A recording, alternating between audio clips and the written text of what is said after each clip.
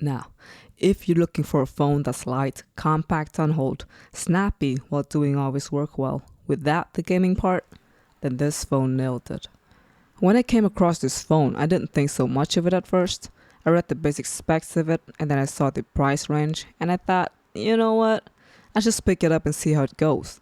At that time, I just needed a phone quick, for my old phone, which is an old Xiaomi, died on me. I picked it up from the shop and then after 1 month of usage, I find it one of the most satisfying phone I had ever used. And from that day on, it has been 4 years since I got it. I'll cut it short for you. She is the Xiaomi Redmi Note 11 Lite 5G NE, long name, in the color of bubblegum blue. It is a beauty. You should have seen it without the scratches. Although I was skeptical of the hologram effect on its back at first, it started to grow on me.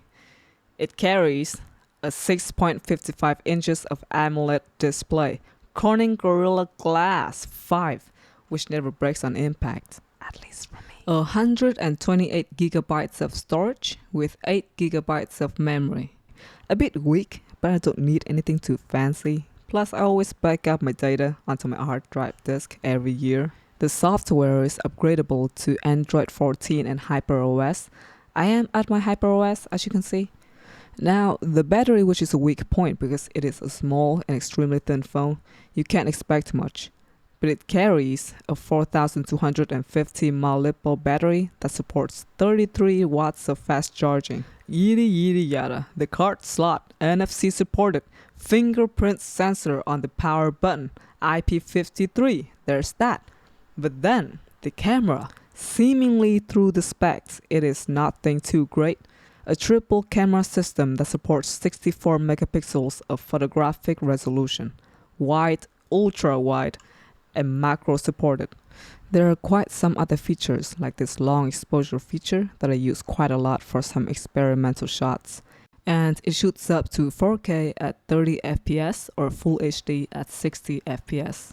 It doesn't sound very impressive, but it blew my mind away when I first got it on hand. The color it gives in a good lighting condition is much more preferable than the Samsung Galaxy S22 Plus. Alright, what I like about this phone is the compact feels of it sitting in my hands.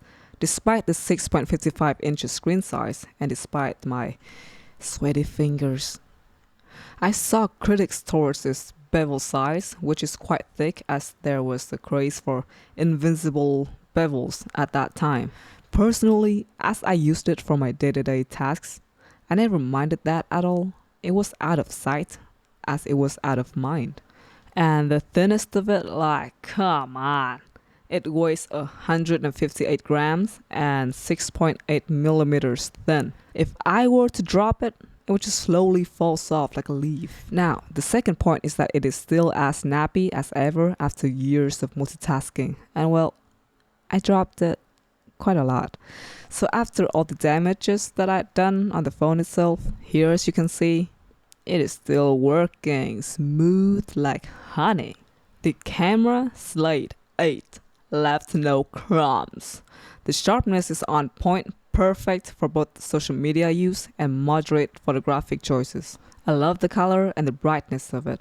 It works beautifully in good lighting and a bit challenged in low light settings, but the options of photography styles did some justice for the camera. The ultra wide option, I don't know if it's my fault or did something changed, but it started to have these lines on the bright objects, which is quite annoying to see. I might have scratched the lens. It might be too small that I can't see it. If you have any idea why this is happening, please let me know. Now, for the part that we're here for.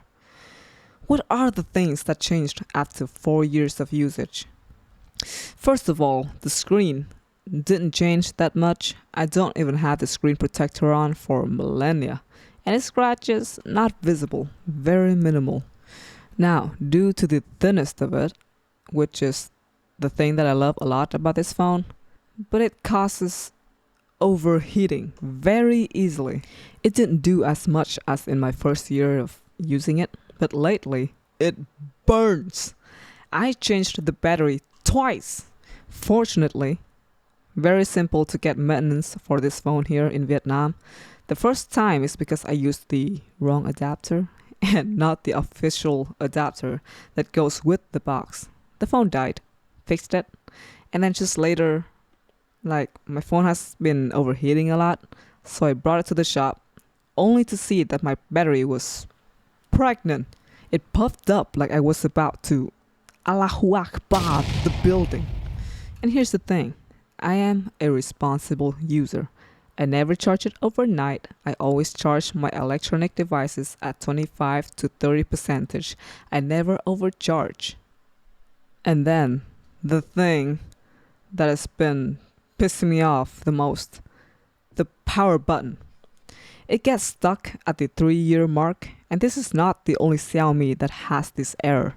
My old phone died also because of it. My friend Xiaomi got the same error, which auto-resetted her phone's data. It's a whole thing. And even though the fingerprint sensor works fine, it's a real pain in the ass whenever someone touched the power button and I had to use my fingernail to get it out. I even tried bringing it to the technicians, but they all said that it was just oxidized, so there's nothing else they can do about it. Xiaomi, I'd love to see improvements on the overall design. And besides from that, it's still a decent phone with great experience.